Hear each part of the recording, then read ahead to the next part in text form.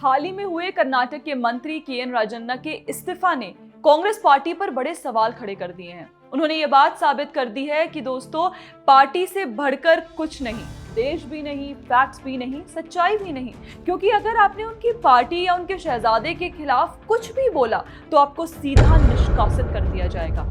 मतलब आयरनी देखिए कि केंद्र सरकार पर फ्रीडम ऑफ स्पीच की हत्या करने का आरोप लगाने वाली कांग्रेस पार्टी आज अपने ही नेताओं को इसी मुद्दे के चलते पार्टी से दरकिनार कर दे रही है। देखिए, राहुल गांधी के हाल ही में किए गए पीपीटी शो में जो उन्होंने चुनाव आयोग पर वोटों की धांधली करने के आरोप लगाए हैं, उसे लेकर उनके खुद के नेता ने जब उन्हें आईना दिखाकर टोकना चाहा तो पार्टी ने उन्हें सीधा बाहर का रास्ता दिखा दिया। बात कुछ ऐसे है कि कर्नाटक के माधवपुरा सीट को लेकर 2024 में राहुल गांधी ने आरोप लगाया था कि लोकसभा चुनाव के दौरान यहां पर हेरफेर के माध्यम से 1,225 वोट चुराए गए थे। और आज भी राहुल गांधी वही वोटर लिस्ट में जोड़ तोड़ को लेकर एक नया मोर्चा चला चुके हैं। अब इसी बात पर जब कर्नाटक के पूर्व सहकारिता मंत्री राजन्ना ने इन अनियमितताओं को स्वीकार किया और कहा कि मतदाता सूची कांग्रेस सरकार के कार्यकाल यानी 2023 से 2024 में तैयार की गई थी। उन्होंने कहा कि ये मामले हमारी आंखों के सामने हुए और सवाल उठाया कि पहले कोई आपत्ति क्यों नहीं उठाई गई, जो कांग्रेस के बयान का खंडन करता है और पार्टी के लिए शर्मिंदगी की बात है।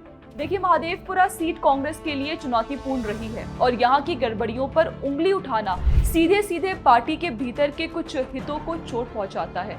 बस फिर क्या था? रिपोर्ट्स की माने तो राजन्ना के इस बयान के आने के तुरंत बाद पहले तो all India Congress committee general secretary KC. Venugopal ने सिद्धारमैया को कॉल कर उन्हें राजन्ना को निष्कासित करने का आदेश दिया। और जब सिद्धारमैया ने 10 दिन तक इस्तीफा होल्ड करने की बात की तो सीधे उन्हें राहुल गांधी से संपर्क करने को कह दिया गया, जिनका ये मैसेज था कि मैं उनके इस्तीफे की बात नहीं कर रहा, उन्हें सीधा बर्खास्त कर देना चाहिए। सवाल है कि राहुल गांधी अब कहां गई आपके फ्रीडम ऑफ स्पीच की थ्योरी?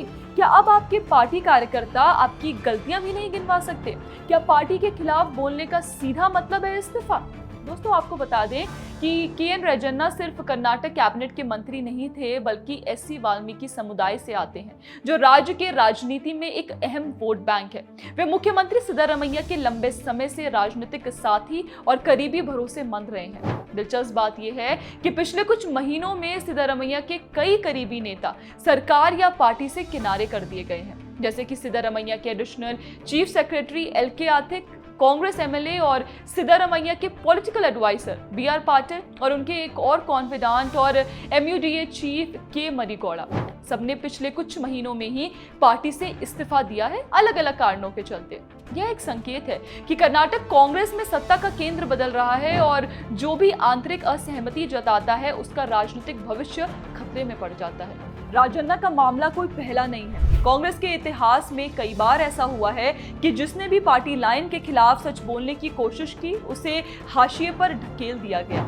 यहाँ कुछ उदाहरण देना चाहूंगी आपको, जैसे कि शरद पवार, पी.एस. संगमा, तारिक अनवर, सब ने सोनिया गांधी की विदेशी मूल पर सवाल उठाया तो उन्हें पार्टी से बाहर कर दिया गया। हेमंत बिस्व शर्मा, कांग्रेस हाईकमान को चेतावनी दी कि असम में भाजपा मजबूत हो रही है, उन्हें अनसुना किया गया तो शर्मा ने इस्तीफा देकर भाजपा ज्वाइन की।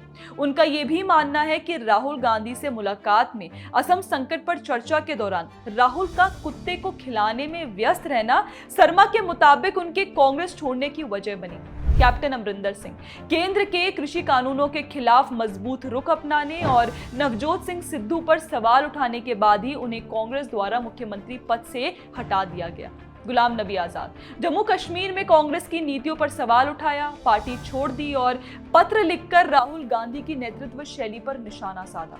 इसके अलावा हाल ही में शशि थरूर और मनीष तिवारी को भी संसद में ऑपरेशन सिंदूर को लेकर अपना पक्ष कथित तौर पर सामने नहीं रखने दिया गया, क्योंकि भारत डेलीगेशन का पार्ट होकर जब वे विदेश गए तो वहां उन्होंने केंद्र सरकार द्वारा एक पाकिस्तान के खिलाफ सक्सेसफुल ऑपरेशन लॉन्च करने पर सराहना की।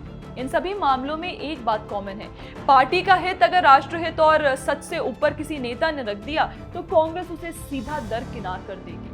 के.एन. रजन्ना का इस्तीफा इस बात का एक और सबूत है कि कांग्रेस में आंतरिक लोकतंत्र कमजोर है। जो भी सवाल करता है या जो भी ग्राउंड लेवल पर सच्चाई लाने की कोशिश करता है उसे दुश्मन की तरह ट्रीट किया जाता है। राजन्ना का मामला सिर्फ एक मंत्री का इस्तीफा नहीं, ये बताता है कि कांग्रेस में आज भी सत्ता का संचालन कुछ चुनिंदा हाथों में है और वो हाथ असहमति बर्दाश्त नहीं करते। दोस्तों, आपका इस पर क्या कहना है हमें कमेंट सेक्शन में जरूर बताएं। बाकी अगर आपको हमारा कंटेंट पसंद आता है तो हमें फॉलो करना ना भूलें। जय हिंद।